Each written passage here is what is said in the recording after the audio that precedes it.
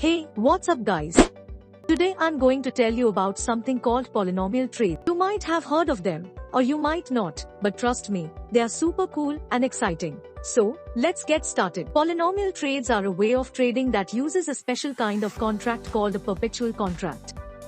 A perpetual contract is like a promise between two people to buy or sell something at a certain price in the future, but without a fixed date. So, you can keep the contract as long as you want, or until you run out of money. Now, what can you trade with a perpetual contract? Well, you can trade anything that has a price, like stocks, gold, or even Bitcoin. But, you don't have to own the thing that you are trading. You can trade something called a synthetic asset, which is like a copy of the real thing, but without the hassle. For example, you can trade a synthetic asset that follows the price of Bitcoin, without having to buy, store, or sell any Bitcoin. So, why would you want to trade synthetic assets with perpetual contracts? Well, there are two main reasons. One is that you can use leverage, which means that you can borrow money from the exchange to trade more than you have. For example, if you have $100 and you use 10x leverage, you can trade with $1,000.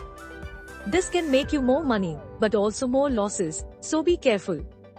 The other reason is that you can trade on a decentralized exchange, which means that the exchange is run by a bunch of computers, rather than a single company or authority.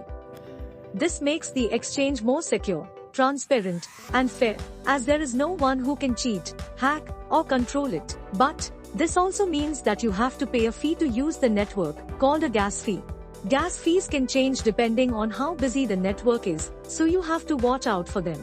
So, to sum up, polynomial trades are a way of trading that uses perpetual contracts to trade synthetic assets on a decentralized exchange, with the option of using leverage.